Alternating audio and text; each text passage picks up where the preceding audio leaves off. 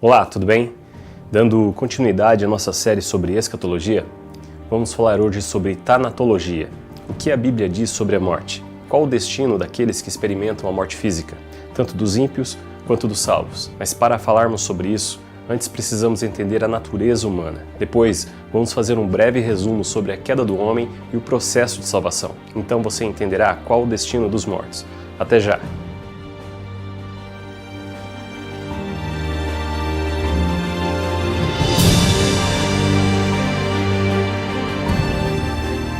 Olá, quero iniciar o assunto de hoje contando uma parábola.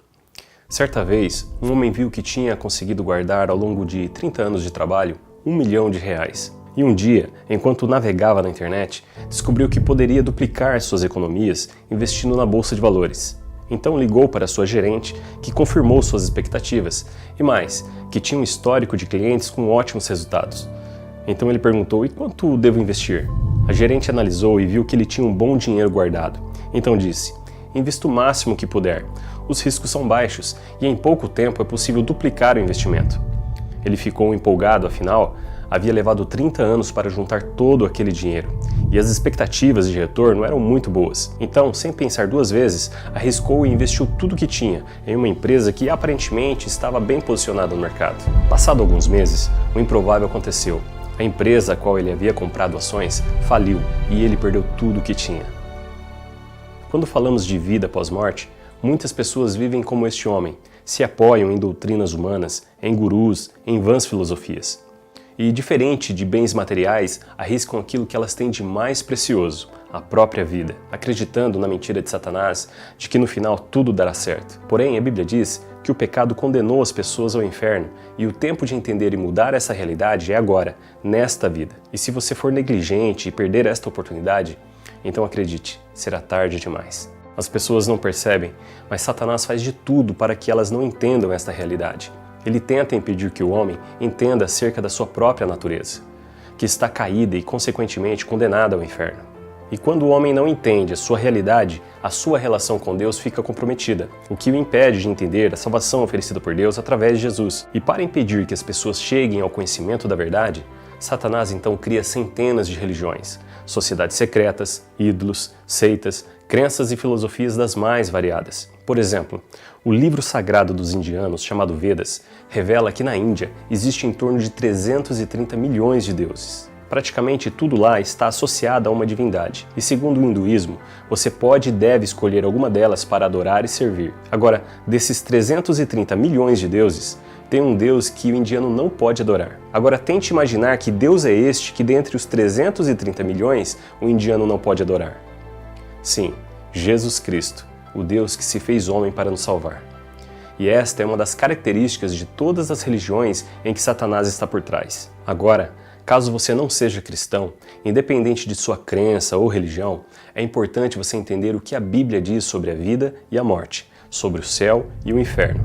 Não deixe para depois, não pague para ver, pois a Bíblia diz que larga é a porta e espaçoso o caminho que leva ao inferno, e muitos são os que estão indo para lá. E mesmo que você não entenda muitas coisas acerca da palavra de Deus, uma coisa você precisa entender: o plano de salvação. Uma mensagem simples que até uma criança de 6 anos é capaz de entender. Às vezes me deparo com pessoas inteligentes que passaram a vida toda acreditando em filosofias e doutrinas das quais não dão esperança nenhuma. E, por orgulho ou preconceito, não dedicam 10 minutos de suas vidas para entender o plano de salvação proposto por Deus. Mas graças a Deus você está aqui, gastando um tempo precioso para receber mais de Deus. E eu agradeço a Deus pelo privilégio de pregar a palavra para você, na certeza de que um dia estaremos juntos na presença do nosso Pai.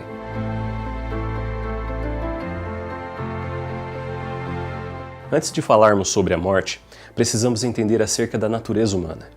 A Bíblia nos revela que fomos feitos à imagem e semelhança de Deus. E estudando a palavra, é possível entender que somos seres tricótomos, ou seja, formados de corpo, alma e espírito. Por exemplo, o texto que vamos ler agora apresenta os elementos da nossa natureza. E posteriormente você vai ver que também representa a ordem em que fomos formados. E o mesmo Deus de paz vos santifique em tudo, e todo o vosso espírito, e alma, e corpo, sejam plenamente conservados íntegros e irrepreensíveis para a vinda do nosso Senhor Jesus. Agora, antes de falarmos de cada elemento da nossa natureza, deixe-me abrir um parênteses aqui, de algo bem interessante. A sua personalidade, ou seja, a sua alma, define quem você é. A sua alma possui dois corpos, um corpo espiritual e um corpo físico. E o que é interessante é que com o passar do tempo, conforme você amadurece e se aprofunda na palavra de Deus, você descobre que tudo que nós pensamos em termos racionais é exatamente o oposto do que a Bíblia ensina. E o apóstolo Paulo chegou a esta mesma conclusão. Veja, quando eu era menino, falava como menino, sentia como menino, pensava como menino.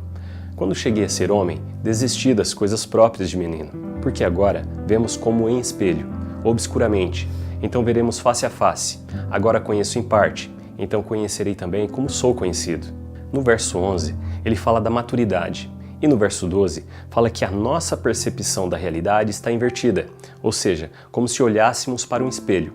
E isso reforça a ideia de que a nossa lógica é proporcionalmente inversa à lógica de Deus. Por exemplo, se eu te perguntar quando você nasceu, possivelmente você vai me apresentar uma data com dia, mês e ano, certo?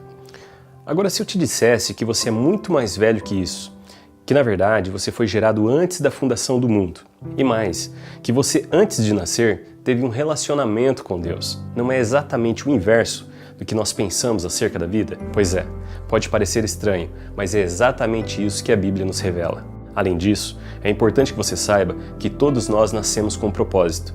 Isso quer dizer que, mesmo que você não tenha sido planejado por seus pais, acredite, Deus planejou você e atribuiu a sua vida a um propósito. O problema é que, como nascemos em um corpo corrompido pelo pecado, nós perdemos a lembrança daquilo que Deus determinou sobre o que nós deveríamos ser e fazer.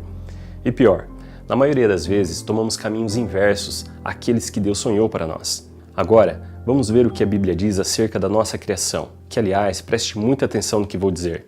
A ordem em que fomos criados é a mesma ordem em que ocorre o processo de morte e também o processo de salvação. Guarde isso, pois quando falarmos sobre a morte e o processo de salvação, você vai entender.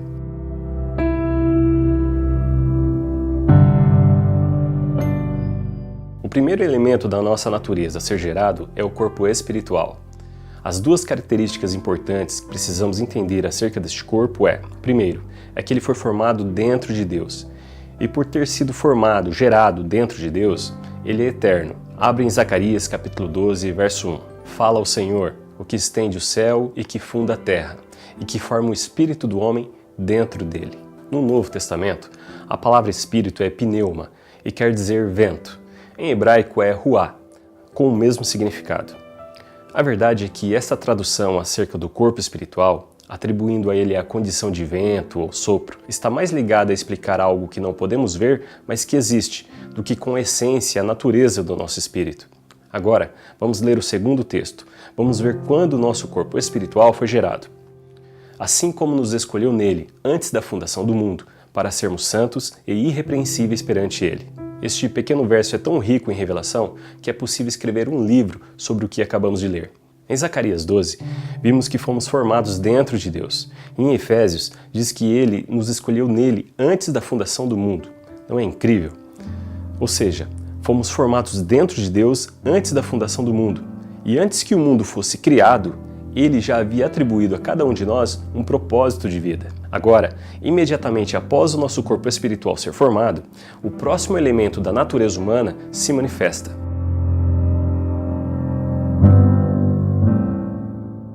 Daqui a pouco, quero ler um texto onde mostra que Deus se relacionou conosco ainda no mundo espiritual. E para que haja relacionamento, é preciso intelecto, e isso só é possível através da alma.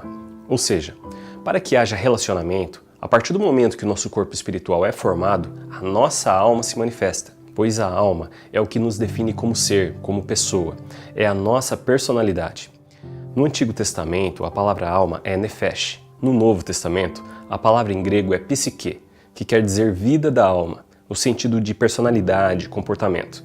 Abrindo um parênteses aqui, as melhores traduções da Bíblia são aquelas que traduzem psique e nefesh como alma, e não como vida, pois a palavra vida em português costuma ser interpretada como vida biológica, o que atrapalha a correta interpretação do texto. Por exemplo, vida do corpo, bios, de onde vem a palavra biologia.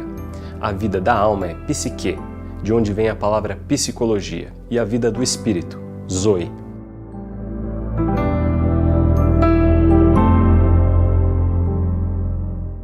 Nós somos seres extremamente complexos, porém esta complexidade é o que nos define como seres inteligentes e únicos. Por exemplo, a alma carrega 5 atributos da personalidade, sendo eles o instinto, o sentimento, o sentido, o intelecto e a volição. Como instinto, temos o de alimentação, aquisição, sobrevivência e de domínio, além do instinto gregário e o de reprodução.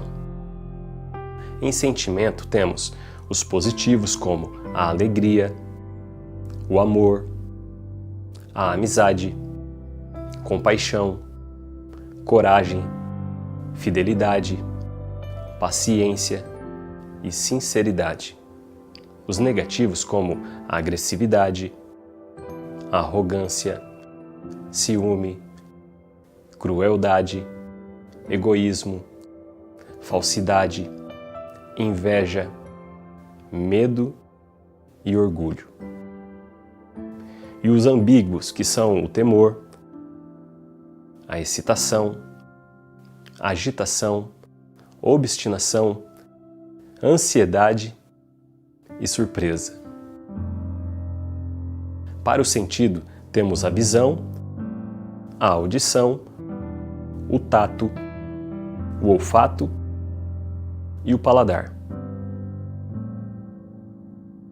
Relacionado ao intelecto, temos o intelecto animal, ligado à memória, imaginação e raciocínio, e o intelecto superior, relacionado à meditação, o discernimento e a sabedoria, além do intelecto subconsciente. E por último, a volição, que são as vontades ligadas ao livre-arbítrio. Todas essas características nos definem como indivíduo, quem nós realmente somos.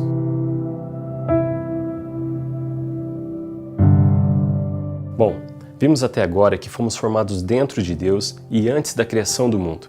Porém, o texto diz ainda que Ele nos elegeu nele. O que isso quer dizer? Que Ele atribuiu à nossa vida um propósito. Agora veja esse texto.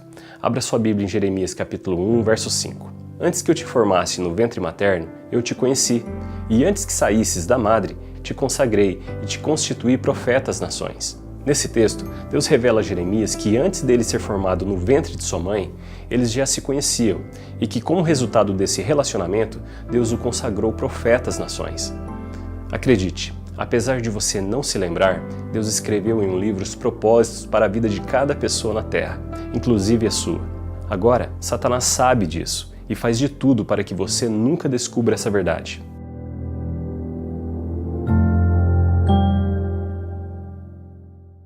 O último elemento da natureza humana é o corpo natural. A Bíblia diz que o primeiro corpo humano foi formado do pó da terra. Veja, então formou o Senhor Deus ao homem do pó da terra. Ele soprou nas narinas o fôlego de vida, e o homem passou a ser alma vivente. O termo formou, Itzer, quer dizer que Deus modelou o corpo humano com as próprias mãos. O nome Adã em hebraico quer dizer homem, e é derivado de Adamá, que quer dizer terra. Então, quando Deus sopra o espírito do homem dentro do corpo que ele acabara de criar, a alma que deu vida ao corpo espiritual agora se manifesta trazendo vida ao corpo físico. E o principal objetivo do corpo humano é dar à alma a possibilidade de interagir com o mundo natural. A natureza humana, então, é formada por 3 elementos. Um corpo espiritual para interagir com o mundo espiritual e um corpo físico para interagir com o mundo natural. E quem interage nessas 2 dimensões é a alma, ou seja, a própria pessoa, através de suas características e do seu livre-arbítrio. Essa é a nossa natureza. Entendendo isso, é possível compreender o processo de queda e de salvação.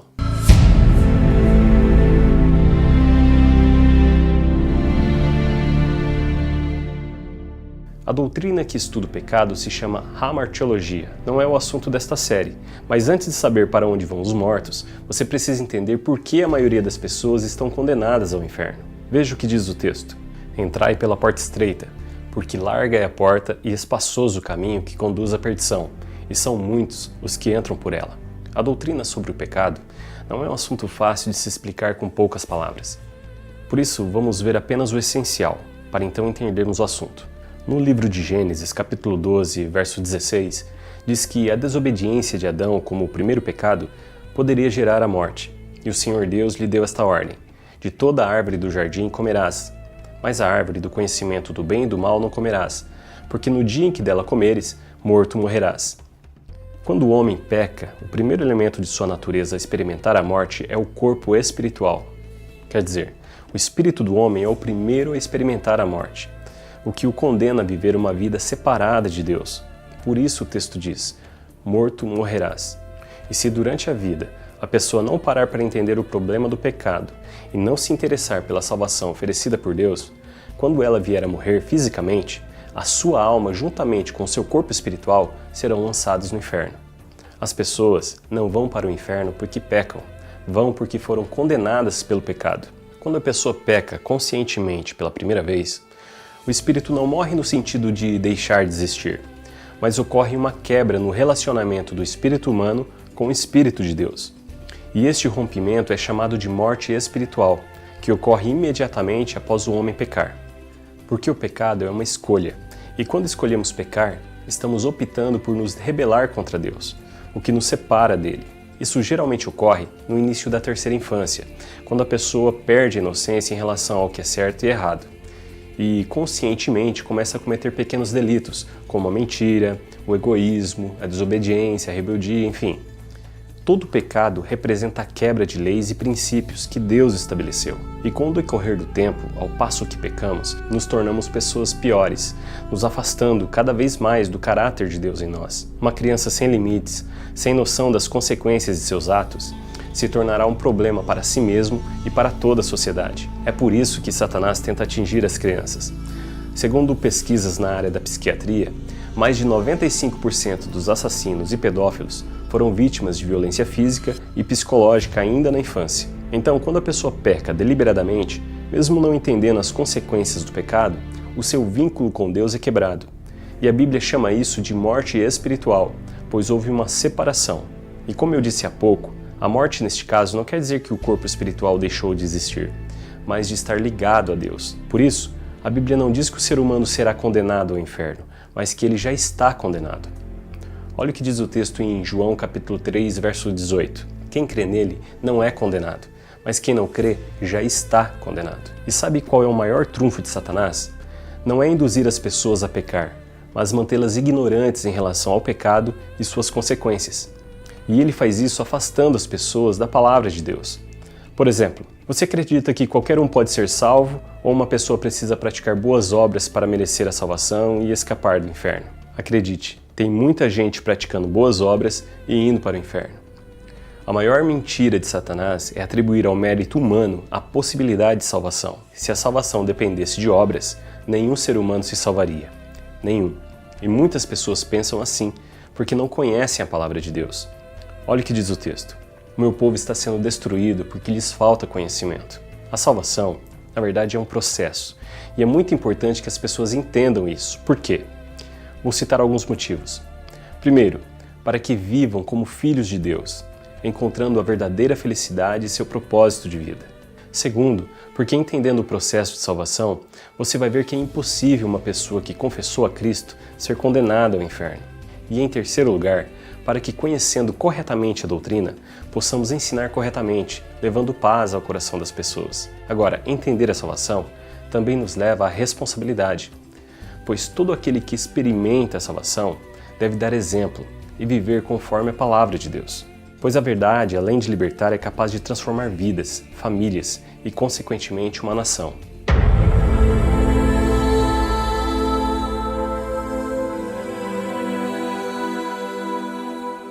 No início do vídeo, eu fiz a seguinte observação. Para podermos entender a queda do homem e o processo de salvação, precisamos entender a natureza humana. E o processo de salvação é muito simples. Tão simples que as pessoas são negligentes em tentar entender exatamente como funciona. Então preste atenção. A salvação é um processo e ocorre nas 3 áreas da natureza humana. Primeiro no espírito do homem, depois na alma e por último no corpo.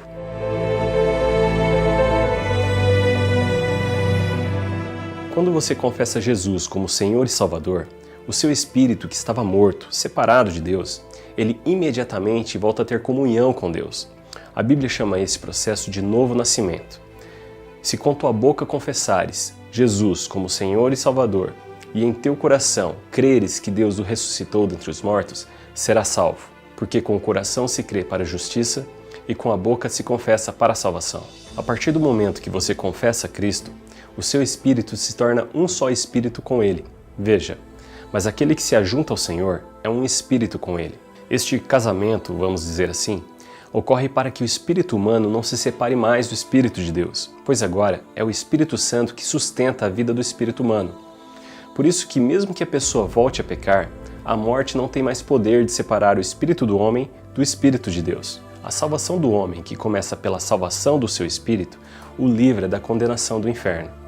E isso não depende de obras, basta crer e confessar, porque pela graça sois salvos, mediante a fé, e isso não vem de vós, é dom de Deus, não de obras, para que ninguém se glorie. A salvação é de graça e pela graça. De graça, não tem preço. Pela graça, você não merece, mesmo assim Ele te dá. E isso não vem de obras, para que ninguém se glorie. Pois a glória é toda dele. Ele é quem pagou o preço para nos salvar.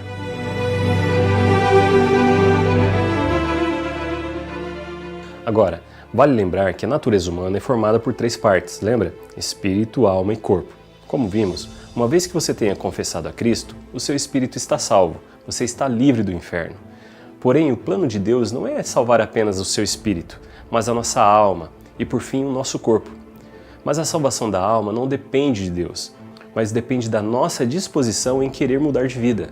E é daí que nasce a palavra conversão, ou seja, optar por uma mudança de vida, de atitudes, deixando de lado minhas vontades, que muitas vezes fazem mal a mim e às pessoas ao meu redor, e viver segundo a palavra de Deus. Este é o processo de salvação da alma. E quem se submete a aceitar este novo modo de pensar e viver, só tem a ganhar, e no futuro ainda será recompensado.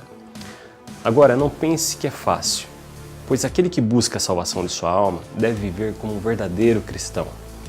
E Deus, como nosso Pai, não só nos auxilia nesse processo, mas também nos disciplina, porque o Senhor corrige o que ama e açoita a qualquer que recebe por filho. Então, aqueles que recebem a Cristo precisam alinhar todas as características da sua alma à palavra de Deus. E isso é sinônimo de renúncia, de abrir mão, de obedecer, de deixar de lado as nossas vontades para fazer a vontade de Deus, que apesar de ser difícil, é sempre perfeita e agradável.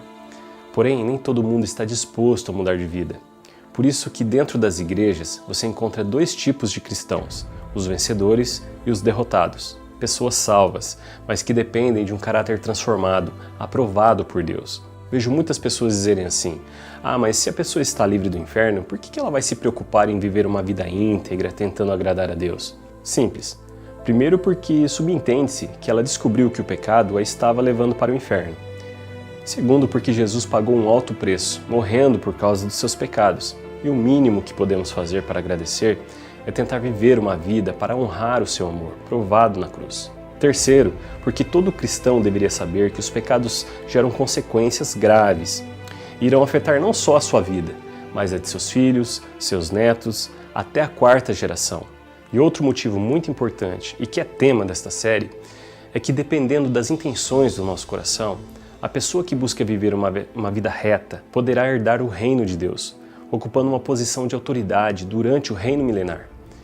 Nós seremos recompensados por tudo aquilo que fizermos, em resposta aos anseios de Deus. Isso quer dizer que se você sempre lutou para fazer a vontade de Deus, se ocorrer o arrebatamento e você ainda estiver aqui, você será levado e poupado da grande tribulação. Todos aqueles que reconhecem o preço do pecado e muitas vezes abrem mão de suas vontades para agradar a Deus, serão recompensados nesta vida, durante os próximos 1000 anos e por toda a eternidade.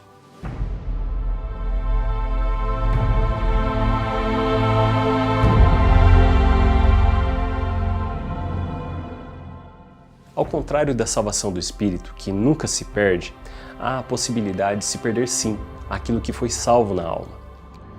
Como vimos, a salvação da alma se dá quando a pessoa se deixa moldar pela palavra de Deus, buscando viver uma vida íntegra, negando o pecado a fim de viver segundo os princípios da palavra.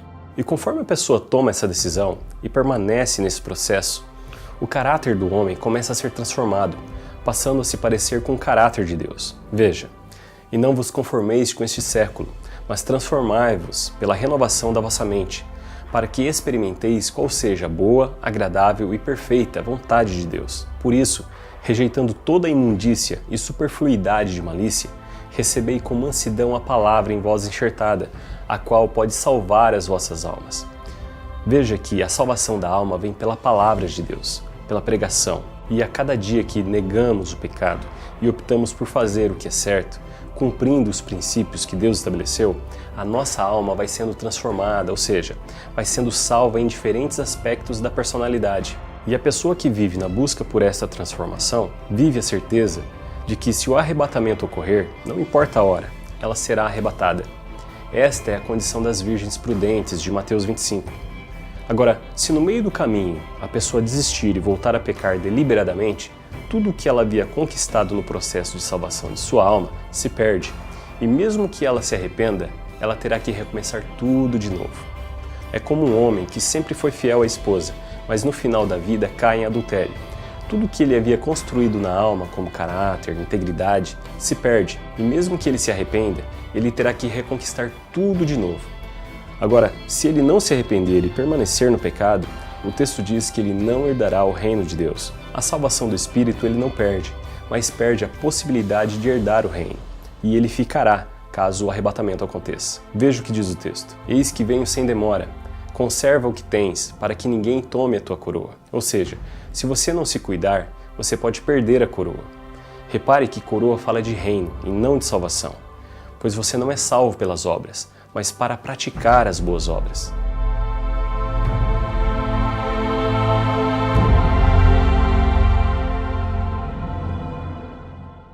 E por fim, Deus irá salvar os nossos corpos, transformando o nosso corpo corrupto em um corpo glorificado. Mas também nós, que temos as primícias do Espírito, gememos em nosso íntimo, aguardando a adoção, a saber, a redenção do nosso corpo. Para finalizar, vamos reler o texto de 1 Tessalonicenses 5,23, onde Deus espera que não só o nosso espírito, mas a nossa alma e o nosso corpo sejam conservados íntegros e irrepreensíveis. E o mesmo Deus de paz vos santifique em tudo, e todo o vosso espírito, e alma, e corpo sejam plenamente conservados íntegros e irrepreensíveis para a vinda do nosso Senhor Jesus. Agora que entendemos a natureza humana, a queda e como se dá o processo de salvação, vamos descobrir para onde vão os mortos, tanto os salvos quanto os ímpios. Será que eles estão dormindo? Ou já habitam o céu? Ou estão indo para o inferno? Vamos ver tudo isso no próximo vídeo. Não deixe de assistir. Até mais!